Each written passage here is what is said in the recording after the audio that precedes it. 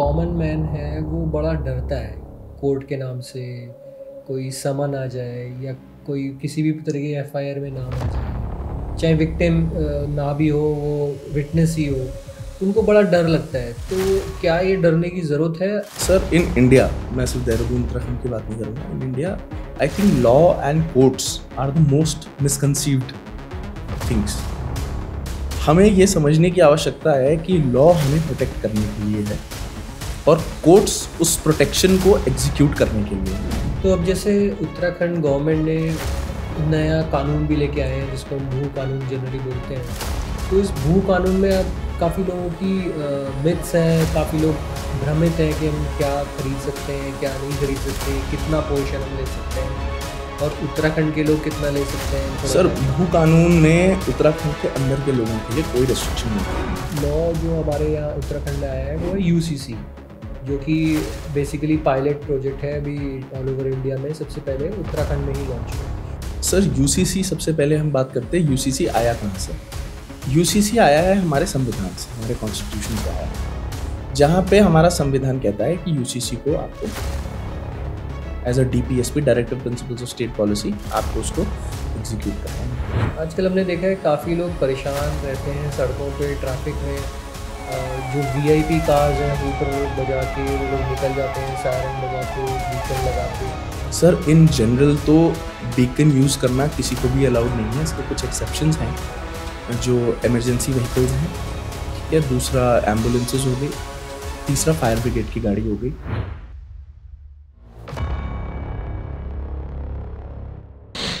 Hello everyone, welcome to Raw and real.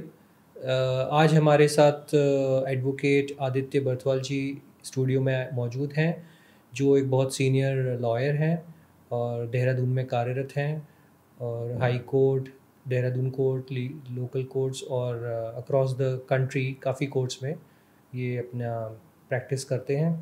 और basically Aditya ji criminal law, litigations, आर्बिट्रेशंस और cyber crime में deal करते हैं।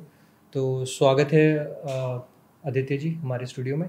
Thank you so much sir, thank you so much for giving me this opportunity. आपने यहाँ बुलाया and let's hope कि हम कुछ इंसाइटफुल अपने जो व्यूअर्स हैं उनको दे पाएँ। जी जी जी। सो हमारी ऑडियंस को लॉ के बारे में थोड़ा जानकारी हो, लोकल लॉज के बारे में जानकारी हो, इसीलिए हम आज बैठ के हम ये बात कर रहे हैं।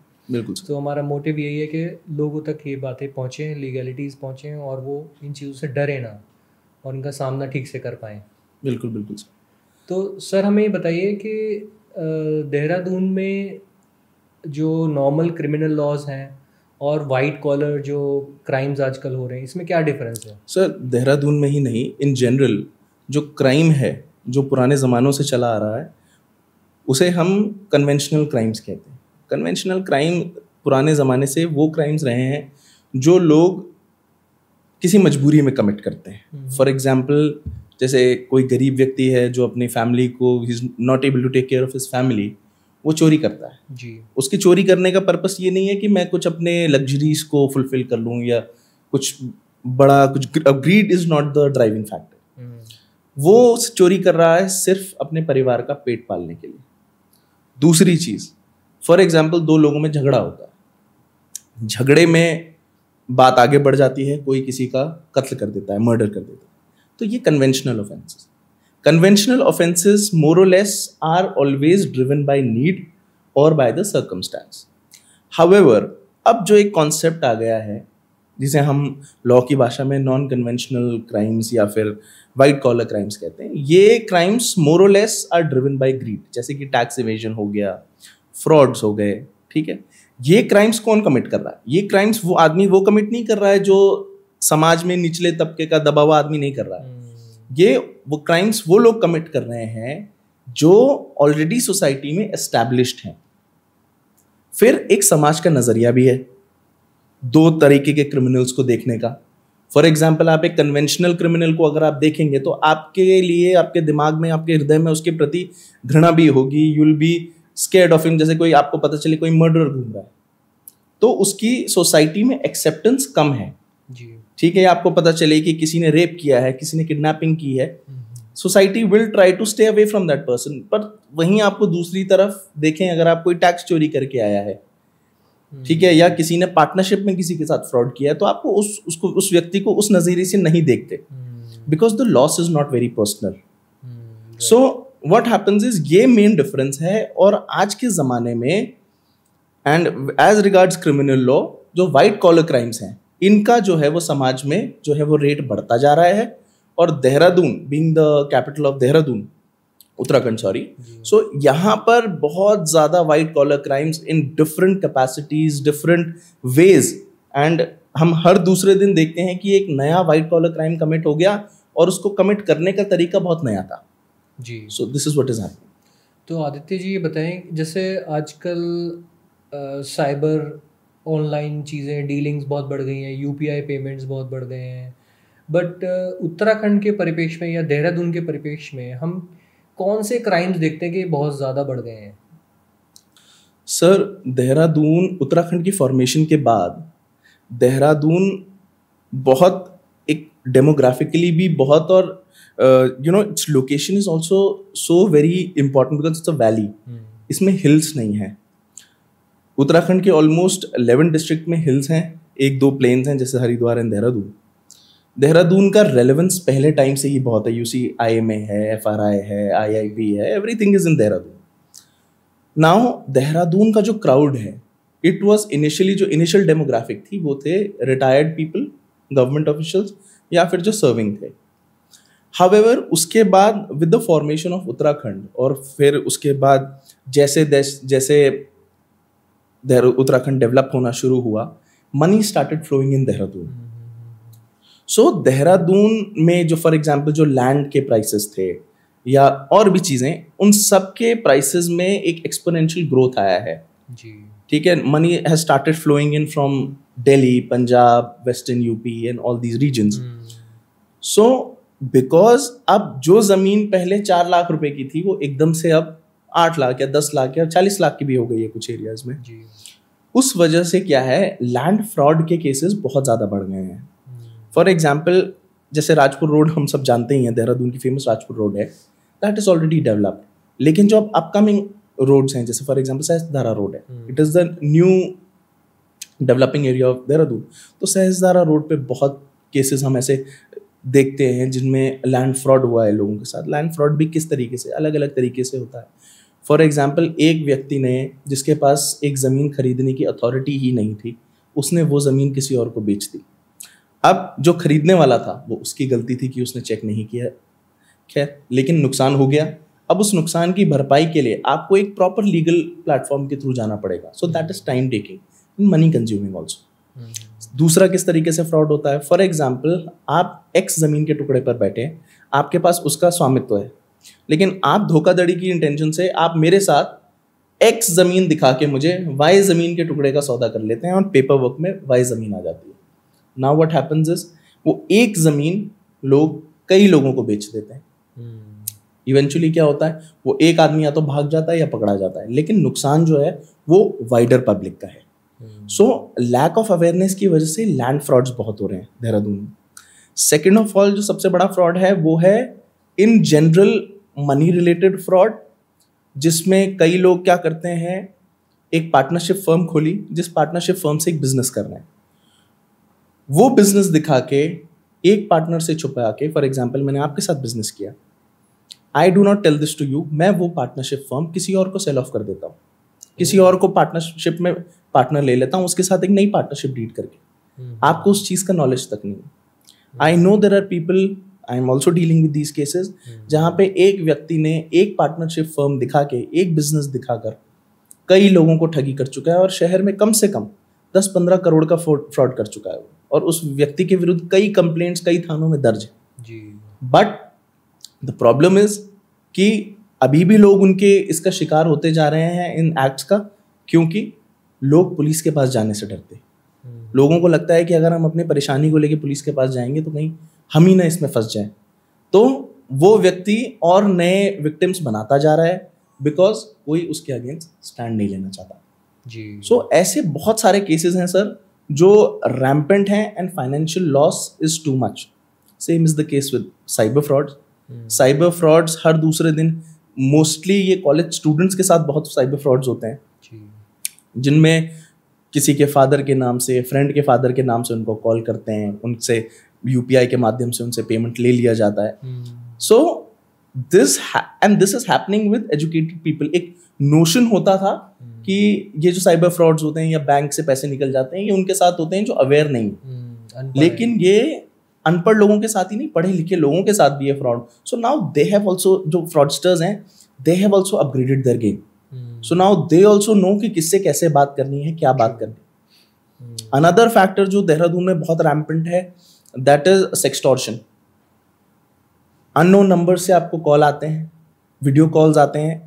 वैसे तो मैं सबको सजेस्ट यही करता हूँ कि आप अननोन वीडियो नंबर से वीडियो कॉल्स नहीं उठाने चाहिए, बट कुछ लोग अननोन नंबर से वीडियो कॉल्स आते हैं, उनको उठा लेते हैं. एंड व्हाट हैपेंस इज, उधर से एक न्यूड वुमन की या मैन की फोटो होती है, इधर से वो आपका फेस ले लेते हैं और उसका स्क्रीन रिकॉर्डिंग करके, and then they threaten you. So वो आपको थ्रेटन करके they try to extort money out of you. So eventually what happens is कि वो they are playing on your fear. So these are some of the few, except for the conventional offences, वो तो चलते ही हैं, लेकिन ये कुछ नए ऑफेंसेस हैं जो चल रहे हैं यहाँ पे, and they are all, the basis of all of that is money. तो हम आदित्य जी एक एक करके इन सब्जेक्ट्स पे आएंगे. बिल्कुल सर. तो अभी जैसे पहले हम लैंड फ्रॉड की हम बात कर रहे थे, तो देहरादून में या आसपास के एरियाज़ में ऐसे कौन कौन से एरियाज़ हैं जिसमें थोड़ा सा केयरफुली हमें लैंड परचेज डील में जाना चाहिए, या उसमें क्या क्या चीज़ें ऐसी हो सकती हैं जो हमें चेक करनी चाहिए before entering into any deal? Sir मेरा तो आपको ये कहना है कि जब भी आप लैंड परचेज करें, B it any part of Dehradun, आप उसमें दो चीज़ें बहुत चेक करिए. एक तो फ्लो ऑफ टाइटल. टाइटल हम कहते हैं ओनरशिप को, ठीक है, कि फॉर एग्जांपल अगर मैं आपसे ज़मीन खरीद रहा हूँ तो आपके पास वो टाइटल आया कहाँ से. तो जनरली आप पिछले 30 साल का टाइटल एक बार आपको चेक कर लेना चाहिए उस व्यक्ति का, कि उसके पास पिछले 30 साल से वो ज़मीन किस किस के पास गई है. फर्स्ट, जनरली लोग क्या करते हैं, सिर्फ टाइटल चेक करते हैं, लेकिन टाइटल के अलावा क्या चेक करना चाहिए, दैट इज म्यूटेशन. ओके, ठीक है. Mutation is your whether your name is registered in the revenue records और नॉट. अब मैं ये म्यूटेशन क्यों कह रहा हूँ, फॉर एग्जाम्पल क्या है कि आपने आज मेरे नाम पे एक रजिस्ट्री कर दी, you own X piece of land in Rajpur, आपने मुझे वाई पीस ऑफ लैंड की रजिस्ट्री कर दी. आज मैंने उसका म्यूटेशन नहीं कराया, कल मैंने वो सेम रजिस्ट्री किसी थर्ड पर्सन को कर दी, उसने आगे बेच दी. अब ऐसे 30 साल तक चलता रहा, लेकिन किसी ने भी म्यूटेशन नहीं कराया, रेवेन्यू रिकॉर्ड्स में नाम नहीं चढ़वाया, जिसे दाखिल खारिज भी कहते हैं नॉर्मल लैंग्वेज में. अब होता क्या है कि अगर मैं ही दाखिल खारिज करवा लेता तो मुझे पता चल जाता कि ये लैंड वो है ही नहीं और इनके पास तो स्वामित्व था ही नहीं. ठीक है. या वो जो थर्ड पर्सन है उसे पता चल जाता अगर वो दाखिल खारिज पहले करवा लेता. लेकिन दाखिल खारिज में चीज़ें क्लियर हो जाती हैं. ठीक है. बिकॉज टाइटल तो मैं आज एक रजिस्ट्री से किसी भी उसका वो कर सकता हूँ, और ये फ्रॉड हो भी रहा है. अभी recently I am dealing with a case जिसमें एक व्यक्ति ने, फॉर एग्जाम्पल उसके पास 200 गज ज़मीन थी, उसने 400 गज बेच दी ऑन पेपर, उसको बढ़ाकर. हमें पता कब चला, जब हमारे क्लाइंट ने भी वो आगे बेच दी, उसने भी अपना म्यूटेशन नहीं कराया. जो थर्ड पर्सन था उसने जब म्यूटेशन कराने वो गया तो उसके सामने ये बात आई तो कि ये इतना रकबा तो इसका है ही नहीं, तो आप सेल ही नहीं कर सकते थे. सो आपने क्या किया, आप दो जगह, ना आपने टाइटल चेक किया ना आपने म्यूटेशन चेक किया. सो म्यूटेशन इज वेरी इंपॉर्टेंट, वो आपकी परचेज को डबल श्योर कर देता है. सेकेंड थिंग इज कि कौन कौन से एरियाज आप बता रहे हैं. तो एरियाज तो देहरादून में अभी ये हाल है सर कि देहरादून में every area is vulnerable, but however जैसे जो डेवलपिंग एरियाज हैं बहुत ज़्यादा, जैसे सहसधारा रोड हो गया या पुरकुल वाला जो एरिया हो गया या प्रेम नगर वाला एरिया जो हो गया, इन एरियाज में you need to look, because in areas में नंबर जो हैं, जो खसरे हैं, वो खसरों में भी बहुत कन्फ्यूजन है. तो जो लोग 50-50 साल से भी बैठे हुए हैं, दे ऑल्सो डोंट नो कि उनका एक्चुअल खसरा है क्या, और वो अपने खसरे में बैठे हैं किसी और के खसरे में बैठे हैं. So as long as they are sitting there is no sale purchase of properties, ठीक है, fine. But as soon as you as a purchase, जब आप उसे लेने जाते हैं तो आपको अपना ड्यू डिलिजेंस करवा लेना चाहिए. So this is how you can safeguard your interest. Right. So title check करना चाहिए, म्यूटेशन चेक करना चाहिए और डिलीजेंस कराना चाहिए. हाँ, उसमें यही होता है ड्यू डिलिजेंस में. The lawyer he does all of this for you and he gives you a report कि आप ये ज़मीन ले सकते हैं नहीं. उसमें आजकल तो there are firms, there are lawyers जो ये तक आपको बता देते हैं कि इस लैंड की लैंड यूज़ भी आपके यूज़ की है कि नहीं. For example there is a case which I encountered recently, जिसमें हुआ ये कि हमारे क्लाइंट हमारे पास आए, उन्होंने हमको एक अच्छा पीस ऑफ लैंड दिखाया कि मैं ये लैंड लेना चाहता हूँ, आप प्लीज़ इसकी टाइटल चेक कर लीजिए. हमने उसका टाइटल चेक किया, इट वाज क्लियर. हमने उसका म्यूटेशन चेक किया, it was all clear. But additionally we also check the land use. तो जब हमने उसका लैंड यूज चेक किया तो वो फॉरेस्ट में आ रहा था. सो हमारे क्लाइंट का रिक्वायरमेंट था, he wanted to buy it for his residential purpose. But अगर वो लैंड यूज फॉरेस्ट में आ रहा था, he could not have used it without the NOC. तो वो एक एडिशनल चेक हो गया. सो वी टेल देम कि ये एक एडिशनल चेक है and this is not a red flag, but then you need to get an NOC. तो उसमें कुछ टाइटल में कोई डाउट नहीं था, बट लैंड यूज में वो था. So these are very small things which you should know. तो इसका मतलब है कि एक कॉमन आदमी, आम आदमी, वो एमडीडीए में जाके चेक कर सकता है, पटवारी से चेक करा सकता है, या फिर एक लॉयर को भी हायर कर सकता है जिससे कि वो सारी चीज़ें क्लियर कर सके. सर एमडीडीए मैं आपको बताता हूँ. आप अपनी जो, जैसे फॉर एग्जांपल मैं एक लेमैन के पर्सपेक्टिव से बताता हूँ. अगर आप एक ज़मीन लेना चाहते हैं तो आप उस ज़मीन को, उसकी आप पहले रजिस्ट्री लीजिए उनसे, जिनसे आप, जो आपके प्रोस्पेक्टिव सेलर हैं, उनसे आप वो ज़मीन के पेपर लेंगे. उस ज़मीन के पेपर में टाइटल में खुला होता है कि उन्होंने वो ज़मीन किससे ली थी. तो उसके थ्रू आप उत्तराखंड की जो रजिस्ट्रार्स हैं रिस्पेक्टिव एरिया के, जो भी सब रजिस्ट्रार ऑफिस से, उसको सर्टिफाइड कॉपी अप्लाई कर सकते हैं उस डीड की. उस डीड से आपको उसकी पुरानी डीड का मिल जाता है, रेफरेंस मिल जाता है. So you can check it yourself. दूसरी चीज़ म्यूटेशन जो है वो आप नगर निगम या तहसील, डिपेंडिंग ऑन द एरिया की वो कौन सी बाउंड्रीज के अंदर आता है, वहाँ से आप उसको चेक कर सकते हैं. तीसरी चीज़ है एमडीडीए की, जो आपने बात कही. एमडीडीए की बात आप तब करेंगे जब आप एक बना बनाया घर ले रहे हैं. Okay.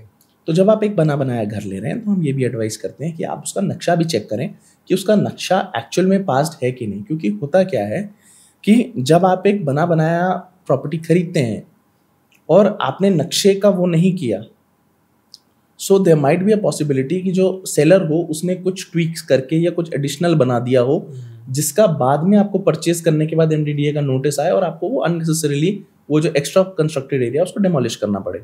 So it is always better कि आप अगर एक कंस्ट्रक्टेड हाउस ले रहे हैं तो आप एमडीडीए का नक्शा भी मांगे और उसको खुद वेरीफाई भी करवाएं एमडीडीए से. राइट. तो अब जैसे उत्तराखंड गवर्नमेंट ने नया कानून भी लेके आए हैं जिसको हम भू कानून जनरली बोलते हैं. तो इस भू कानून में अब काफ़ी लोगों की मिथ्स हैं, काफ़ी लोग भ्रमित हैं कि हम क्या खरीद सकते हैं, क्या नहीं खरीद सकते, कितना पोर्शन हम ले सकते हैं, और उत्तराखंड के लोग कितना ले सकते हैं, निगम के अंदर या निगम के बाहर क्या ले सकते हैं, या फिर जो बाहर से लोग आ रहे हैं in from other states of India या इवन एनआरआईज, वो क्या क्या चीज़ें खरीद सकते हैं. इसमें थोड़ा सर भू कानून में उत्तराखंड के अंदर के लोगों के लिए कोई रेस्ट्रिक्शन नहीं है. जो उत्तराखंड के रेजिडेंट्स हैं, ठीक है, जो स्थायी निवासी हैं यहाँ के, वो कितनी भी ज़मीन खरीद सकते हैं, चाहे वो एग्रीकल्चरल हो चाहे वो म्यूनिसिपल लिमिट्स में हो. नाउ कमिंग टू आउटसाइडर्स, जो उत्तराखंड के लोग नहीं हैं, जो मूल निवासी नहीं है, स्थायी निवासी नहीं है, वो क्या खरीद सकते हैं? वो सर म्यूनिसिपल लिमिट्स के अंदर, जैसे फॉर एग्जांपल मैं देहरादून की बात करूं तो देहरादून नगर निगम का जो अंदर का क्षेत्र है वहाँ पे वो कितनी भी ज़मीन ले सकते हैं, उसमें कोई बार नहीं है. बार सिर्फ एग्रीकल्चरल लैंड पे है या म्यूनिसिपल लिमिट्स के जो बाहर की लैंड है उस पे है. उस पे है कि आप 250 स्क्वायर मीटर से ज़्यादा ज़मीन नहीं ले सकते आउटसाइडर्स. और 11 डिस्ट्रिक्ट्स में तो आप ले ही नहीं सकते, देहरादून हरिद्वार छोड़ के आप 11 डिस्ट्रिक्ट्स में नहीं परचेज कर सकते. हाउएवर वो जो 250 स्क्वायर मीटर की जो लिमिट है वो रेजिडेंशियल और उसके लिए है. लेकिन यदि आप चाहें, फॉर एग्जांपल गवर्नमेंट ने कुछ एक्सेप्शंस भी दिए हैं, जैसे कि फॉर एग्जांपल आप आयुर्वेदिक कुछ खोलना चाहते हैं या टूरिज्म के लिए कुछ खोलना चाहते हैं, होटल खोलना चाहते हैं, या you want to open up an academic institution, school खोलना चाहते हैं, तो इन चीज़ों के लिए आप ज़्यादा ज़मीन ले सकते हैं और ऑल ओवर उत्तराखंड ले सकते हैं. लेकिन उसमें आपको prior permission of the government चाहिए होती है. जी। पहले वो पावर डीएम के पास थी, लेकिन now it has to come from the state government, तो सचिवालय से ही आपको वो परमिशन लेनी पड़ी इंडस्ट्रियल लैंड के लिए। हाँ, तो अब वो फ्रीली अवेलेबल नहीं है लैंड कि आप बिना परमिशन के ले सकते थे, वो अब नहीं है। अगर आपको इंडिविजुअली लेनी है तो इंडिविजुअली आपकी 250 square metre, but if you want to open it for some industrial use जिससे उत्तराखंड को भी बेनिफिट मिले, रोजगार मिले, रोजगार बढ़े, तो इन सब चीज़ों के लिए गवर्नमेंट ने एक एक्सेप्शन बनाया है और आप विद परमिशन आप ये परचेज कर सकते हैं। जी। तो आदित्य जी, जैसे उत्तराखंड में काफ़ी डेवलपमेंट चल रहा है, लॉ भी काफ़ी चेंज हो रहे हैं, नए नए लॉज आ रहे हैं। एक हमने लॉ जो हमारे यहाँ उत्तराखंड में आया है वो है यूसीसी, जो कि बेसिकली पायलट प्रोजेक्ट है, अभी ऑल ओवर इंडिया में सबसे पहले उत्तराखंड में ही लॉन्च हुआ है। तो इसके आपको क्या लगता है, क्या बेनिफिट्स हैं और क्या लॉसेस हैं इसके आम आदमी के लिए? सर, यूसीसी सबसे पहले हम बात करते हैं यूसीसी आया कहाँ से। यूसीसी आया है हमारे संविधान से, हमारे कॉन्स्टिट्यूशन से आया है, जहाँ पे हमारा संविधान कहता है कि यूसीसी को आपको as a DPSP, directive principles of state policy, आपको उसको एग्जीक्यूट करना है। यूनिफॉर्म सिविल कोड का मतलब ये है कि सभी नागरिकों के लिए एक जो कानून है वो सेम होना चाहिए। अब मैं इसको ज्वाइन करता हूँ। फॉर एग्जाम्पल, आपका क्रिमिनल लॉ है, ठीक है, आपका क्रिमिनल लॉ सबके लिए सेम है, ठीक है, लेकिन यूसीसी टारगेट करता है पर्सनल लॉ को, ठीक है। UCC deals only with the personal law. Personal law क्या होता है? आपकी और आपके परिवार में के जो रिलेशंस हैं, या आपके परिवार के साथ जो डिफरेंट अग्रीमेंट्स होंगे, उसे पर्सनल लॉ कहते हैं। फॉर एग्जाम्पल, आपका और आपकी शादी, वाइफ के साथ जो शादी है, वो पर्सनल लॉ से गवर्न होती है आपकी। यूसीसी के आने से पहले क्या होता था? हिंदूज के हिंदू लॉज थे, मुस्लिम्स के मुस्लिम लॉज थे, क्रिश्चियन के क्रिश्चियन पर्सनल लॉ था, ठीक है, सब अलग अलग थे। नाउ ये बहुत टाइम से एक डिस्कशन और डिबेट थी कि जब आप क्रिमिनल लॉज जब सेम हो सकते हैं सबकी, तो पर्सनल लॉज भी सेम होने चाहिए, क्योंकि पर्सनल लॉज में डिस्पैरिटी बहुत थी और कुछ पर्सनल लॉज ऐसे थे जो कि इंडिया की पॉलिसी के हिसाब से फिट नहीं बैठ रहे थे। फॉर एग्जाम्पल, कुछ रिलीजन्स में ऐसा था कि उसमें एज ऑफ मेजॉरिटी नहीं है शादी के लिए, उसमें एज ऑफ मैच्योरिटी है। अब मैच्योरिटी को आप कैसे डिफाइन करेंगे? मैच्योरिटी 12 साल भी हो सकती, 13 साल भी, 14 साल भी, 15 साल भी। So that was an ambiguity as regards the national law, ठीक है। तो इस पे कई डिबेट्स हुई कि ये आर्टिकल 26, 27, 28 जो राइट टू रिलीजन का वायलेशन है, लेकिन फिर इस पे क्लैरिफिकेशन ये भी आया कि ये राइट टू रिलीजन से इसका लेना देना नहीं, इसका सिर्फ पर्सनल लॉ से लेना देना है। Personal law deals with civil relations between you, your family and others. तो जैसे कि अडॉप्शन हो गया, मैरिज हो गया, या सक्सेशन हो गया, आपकी प्रॉपर्टी कैसे डिवाइड होगी, it has nothing to do with religion. Religion is what is your faith, आप किस तरीके से चीज़ें करना चाहते हैं, उस पर सरकार आपको कभी वो नहीं करेगी। सरकार आपको ये आके नहीं बता सकती कि आपकी, क्योंकि हिंदू लॉ में भी कई में सप्तपदी है, 7 फेरे, 7 फेरे है, लेकिन हिंदूज की कुछ सेक्ट्स ऐसे हैं जहाँ 4 फेरों में हो जाती है शादी। तो सरकार आपको ये आके नहीं बताएगी कि आपको 4 फेरे लेने हैं, 7 फेरे लेने हैं। सरकार आपको ये बताएगी आप शादी सिर्फ एक बार कर सकते। वैसे ही अगर हम मुस्लिम्स उसमें बात करें तो वो आपको ये नहीं बताएंगे आपको निकाह करना कैसे, वो अब आपको ये कह रहे हैं कि आपको अब यूसीसी के हिसाब से एक बार करना है, अब आप जैसे भी करें, ठीक है। वो आपके रिलीजन में how you, your relation between you and your the one who you worship, उस रिलेशनशिप को यूसीसी अफेक्ट नहीं करता। वो सिर्फ आपके पर्सनल लॉज को, जो आपकी सिविल लाइफ में अफेक्ट होती है, उसको डील करता है। तो यूसीसी इज एन अटेम्प्ट कि यूनिफॉर्मिटी आ जाए सब में, ताकि सारे सिटीजन्स को समान अधिकार मिल सके। तो आदित्य जी, ये तो हो गए यूसीसी के प्रोज, तो इसमें कुछ कॉन्स भी होंगे कि इसका मिसयूज कैसे लोग करेंगे? कुछ केसेस आपके सामने इस तरह के आए होंगे? सर, अभी यूसीसी इज वेरी न्यू। अभी क्या है, जो हम जिस जूरिस्प्रूडेंस की बात कर रहे हैं, हम जो हिंदू मैरिज एक्ट की भी बात करें, या जो मुस्लिम पर्सनल लॉ की बात करें, या क्रिश्चियन लॉ की बात करें, ये बहुत समय से चले हुए आ रहे हैं, मोर देन 70 ईयर्स, 80 ईयर्स। तो इन सालों में हमने इनके जो फ्लॉज हैं वो हमने देखे। अब UCC is a very new act. अब जैसे फॉर एग्जाम्पल, यूसीसी का एक प्रोविजन है registration of live in relationships. अगर मैं ये कहूँ अगर मैं हिंदू लॉ की ही बात करूं तो हिंदू लॉ में यू से कि the main concept of marriage is the procreation of children, ठीक है। लेकिन आप अगर ये उसमें आर्ग्यूमेंट आता है कि अगर आप लिव इन रिलेशनशिप्स को लेजिटिमेट कर देंगे, लेजिटिमाइज कर देंगे, तो आपने हिंदू लॉ का या किसी भी और लॉ का आपने पर्पस ही इन्फ्रक्चुअस कर दिया, ठीक है। आपने वो जो बेसिकली जो स्पिरिचुअल कनेक्ट था उसको आपने खत्म कर दिया लॉ को।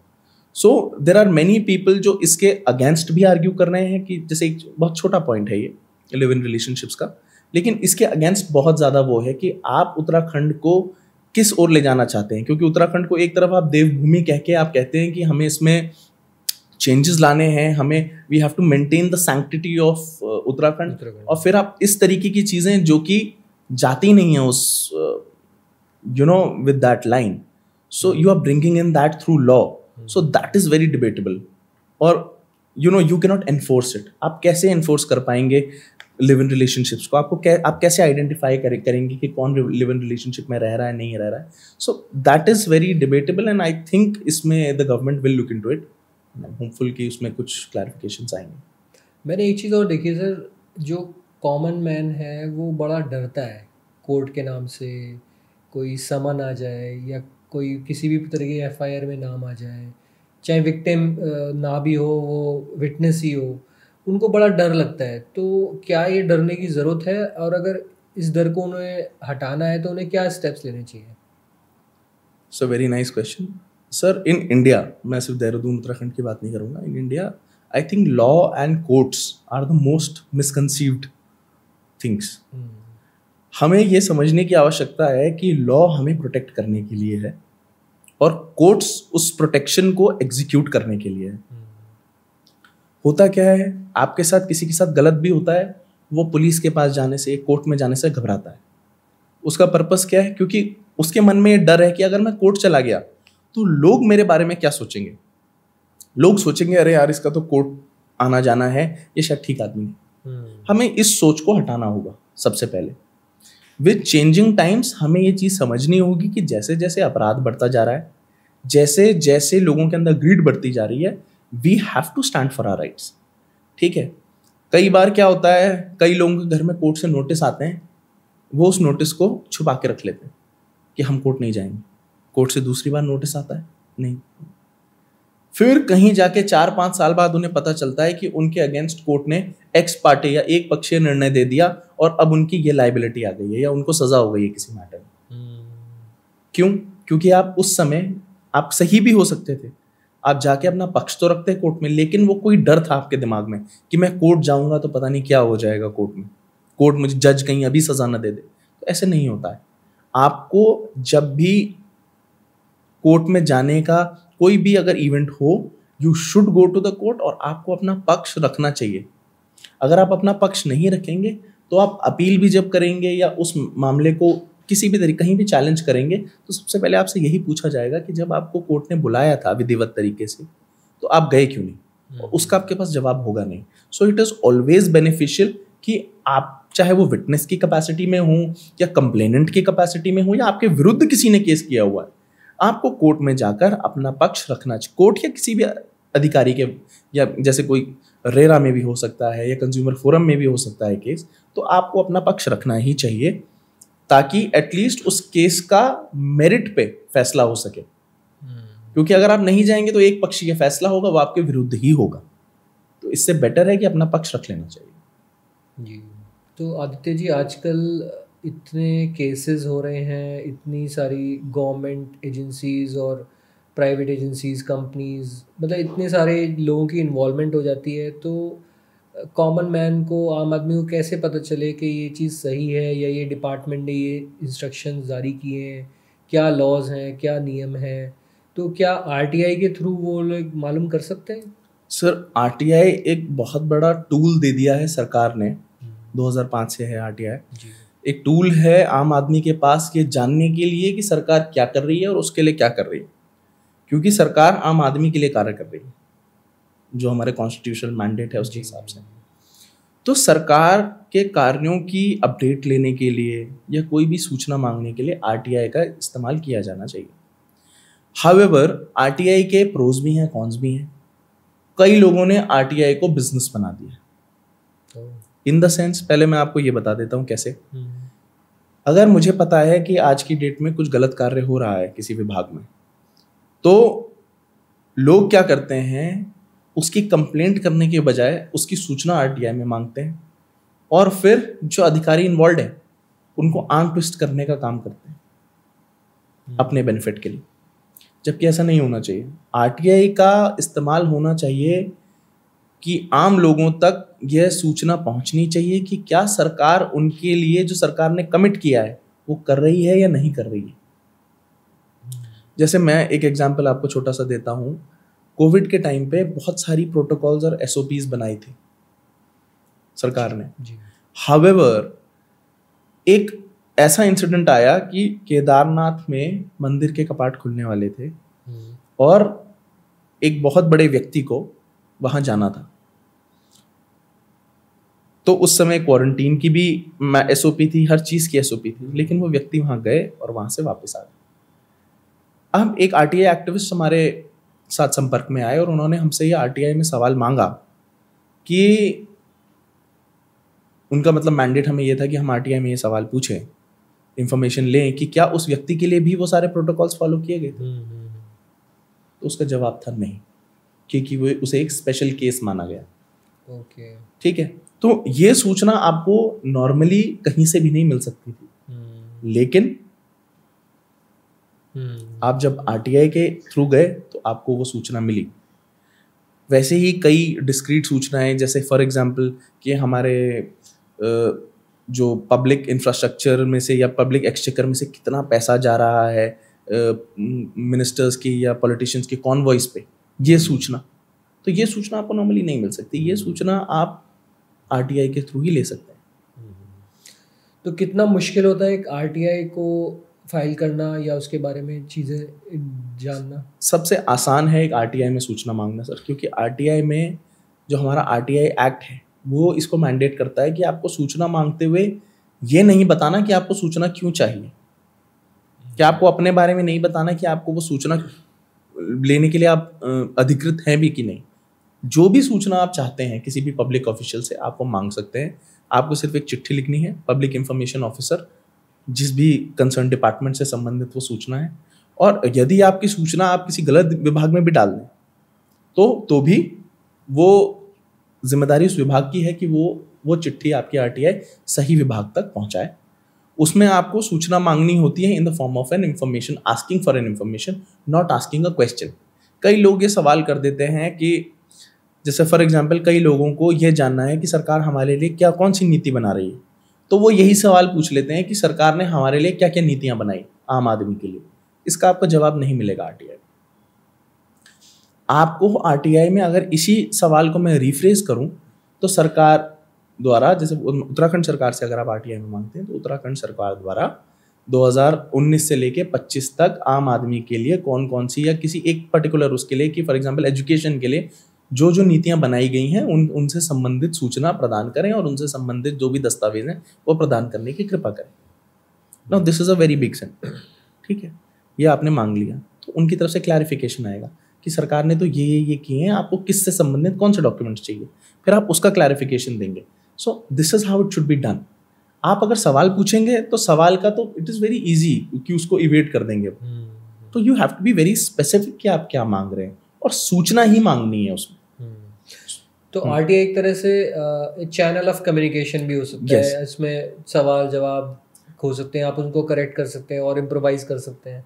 बेसिकली रेयर केसेस में ऐसा होता है कि जब आप एक सूचना मांगते हैं जिस सूचना का दायरा बहुत बड़ा है तो वो आपसे क्लैरिफिकेशन मांग सकते हैं कि इस सूचना में, जैसे कई बार क्या होता है आपने फॉर एग्जांपल मांग लिया कि इसमें 10 मुझे इस सरकारी टेंडर से संबंधित वो चाहिए, तो वो आपको ये लिख के दे सकते हैं कि जी इसमें 10,000 या 20,000 पेजेस हैं, do you want to go ahead with it, and if yes then kindly deposit जो भी सरकारी रेट होता है उसके हिसाब से आपको पैसे जमा करने पड़ते हैं, फोटोकॉपी वगैरह की। तो ये चीज़ भी है ताकि जो फ्रिवलस लिटिगेंट्स होते हैं ना, जो फ्रिवलस लोग होते हैं जो ये सूचना लेके उसको मिस यूज करना चाहते हैं, तो उनको भी प्रिवेंट करता है ये।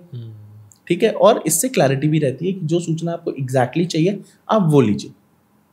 सो फॉर एग्जांपल अगर उत्तराखंड के या देहरादून के लोग ये जानना चाहते हैं कि फला ब्रिज को बनाने के लिए या फला रोड को बनाने के लिए कितने पेड़ काटे गए, क्यों काटे गए, तो ये इन्फॉर्मेशन भी आरटीआई से मिल सकती है? क्यों काटे गए का सवाल नहीं है, लेकिन हाँ कितने पेड़ काटे गए तो वो आपको सरकारी नंबर वो आपको देंगे, मतलब फैक्चुअल जानकारी आपको सारी मिलेगी आरटीआई। लेकिन उसके भी एक्सेप्शंस हैं, आप किसी की पर्सनल जानकारी नहीं मांग सकते, पहली चीज। दूसरी चीज, आप ऑफिशियल सीक्रेट्स एक्ट है, कुछ एजेंसीज हैं उनसे आप आरटीआई में, जैसे इंटेलिजेंस एजेंसीज हैं, उनसे आप आरटीआई में सवाल नहीं ले सकते। इसके अलावा आप पब्लिक की किसी भी एजेंसी से आप सवाल जवाब या इंफॉर्मेशन मांग सकते। आजकल हमने देखा है काफ़ी लोग परेशान रहते हैं सड़कों पे, ट्रैफिक में। जो वीआईपी कार्स हैं, हूटर बजा के वो लोग निकल जाते हैं, सायरन बजा के, बीकन लगा के। तो हम ये मालूम कर सकते हैं आरटीआई से कि किन किन लोगों को ये बीकन यूज़ करना अलाउड है? सर इन जनरल तो बीकन यूज़ करना किसी को भी अलाउड नहीं है, इसके कुछ एक्सेप्शंस हैं, जो इमरजेंसी व्हीकल्स हैं, ठीक है, दूसरा एम्बुलेंसेस हो गई, तीसरा फायर ब्रिगेड की गाड़ी हो गई, ठीक है। इसके अलावा बीकन यूज़ करना किसी को भी अलाउड नहीं है, बिकॉज गवर्नमेंट ने नो वीआईपी कल्चर के जो पॉलिसी थी उसके तहत 2017 में ही इसको बैन कर दिया था। लेकिन अब आप देखेंगे सड़क पे लोगों ने प्राइवेट गाड़ियों पे तो खैर कभी भी बीकन लगना अलाउड नहीं था, लेकिन अब लोगों ने प्राइवेट गाड़ियों पे हूटर लगाने शुरू कर दिए। बीकन तो अब रेयरली कोई लगाता होगा, लेकिन हूटर अभी भी, हूटर का कल्चर काफ़ी ज़्यादा रैम्पेंट है। हूटर शायद लोग इसलिए भी एसोसिएट करते हैं कि हूटर बजाएंगे तो शायद एक सुपीरियोरिटी का उनको एहसास होता होगा, जो कि नहीं है, जो कि कम्प्लीटली इलीगल है। दूसरा, लोग वो ब्लिंकर्स यूज़ करते हैं, रेड और ब्लू ब्लिंकर्स। अब वो अपने गाड़ी की विंडशील्ड के पीछे वो ब्लिंकर्स लगा लेते हैं, जो कि शायद ये परसेप्शन देता है कि वो उनके पास अथॉरिटी है, लेकिन ये कम्प्लीटली गलत है। और इस पर जो मैंने भी नोटिस किया है, उत्तराखंड पुलिस और देहरादून पुलिस इसका संज्ञान लेती है, और इसमें जब जहाँ जो भी पुलिस की पकड़ में आता है उसका चालान और जो भी मोटर व्हीकल एक्ट में जो भी कार्रवाई होती है वो करी जाती है। लेकिन in general nobody is allowed to use that. एक मैंने और चीज़ देखी है, उत्तराखंड में टैक्सी नंबर होगा, येलो प्लेट होगी, और उस पर भी गवर्नमेंट ऑफ इंडिया या गवर्नमेंट ऑफ उत्तराखंड लिखते हैं लोग, और उसमें वो चलाते हैं। क्या ये लीगल है? सर पॉइंट ये है कि ये लीगल नहीं है। होता क्या है, गवर्नमेंट जो है कई बार, क्योंकि गवर्नमेंट के पास रिक्वायरमेंट बहुत ज़्यादा है, उनके पास इंफ्रास्ट्रक्चर कम है, owing to financial constraints also.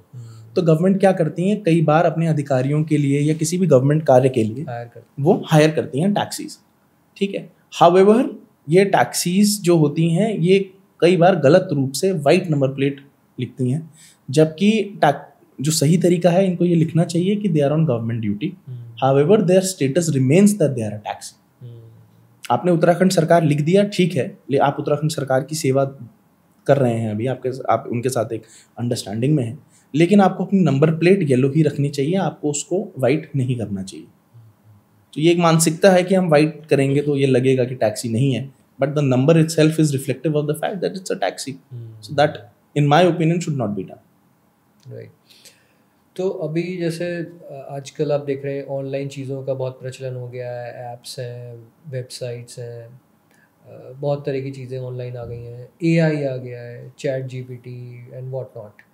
तो इसका लॉ में, आपकी प्रैक्टिस में कुछ फ़र्क पड़ रहा है? क्योंकि लोग, मैंने देखा है ज़्यादातर लीगल डॉक्यूमेंट्स भी ड्राफ्ट कर लेते हैं ऑनलाइन, लीज एग्रीमेंट्स और एफिडेविट्स, ये सब आजकल लोग ऑनलाइन ही चैट जीपीटी से पूछ के ड्राफ्ट करने लगे हैं। तो आपको क्या कहना है इस बारे में, ये सही है?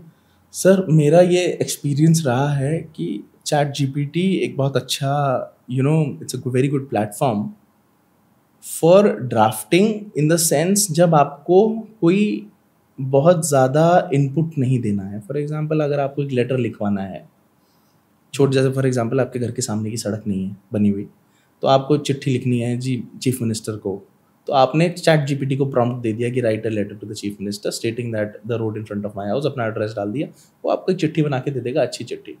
इन कामों के लिए चैट जीपीटी बहुत अच्छा है। या जिसमें बहुत ज़्यादा इनपुट की आवश्यकता नहीं है, उसके लिए AI is very good. However AI जो एडवांस लीगल ड्राफ्टिंग है, जैसे कि फॉर एग्जांपल मुझे केस की ड्राफ्टिंग करनी है या एक सिविल सूट डालना है, उसकी ड्राफ्टिंग करनी है, तो उसके लिए AI is not ready yet. क्योंकि वो पर्सनलाइजेशन का स्कोप बहुत कम है। मुझे इनपुट्स ही इतने डालने पड़ेंगे उसमें कि मेरे लिए कन्वीनियंट ये है कि मैं उसको खुद ही ड्राफ्ट कर लूँ। हाउएवर जब आर्ग्यूमेंट स्टेज होती है किसी भी केस की, तो उसके लिए समराइज करने के लिए AI is a very good option. कि आपने ड्राफ्टिंग आपकी सब हो रखी है, तो आपको सिर्फ एक समरी अगर चाहिए, तो वो समरी बनाने के लिए एआई बहुत है, क्योंकि वो ऑलरेडी जो इन्फॉर्मेशन है उसको समराइज कर रहा है। लेकिन for a very new drafting, और कई लोग कहते हैं कि फ्यूचर ऑफ बहुत सारे प्रोफेशनल्स का फ्यूचर जो है वो इन लाइन है now because of AI. I don't think so. Lawyers are pretty safe, क्योंकि जो लॉयर्स का एक्चुअल काम है that is from the law and from their actual inputs and their knowledge. So I don't think AI is going to replace that. मतलब एक certain percentage तक आप उसकी हेल्प ले सकते हैं। बिल्कुल, it can work like an assistant. No, yes, it can work like an assistant, but not it cannot replace it. Yes yes.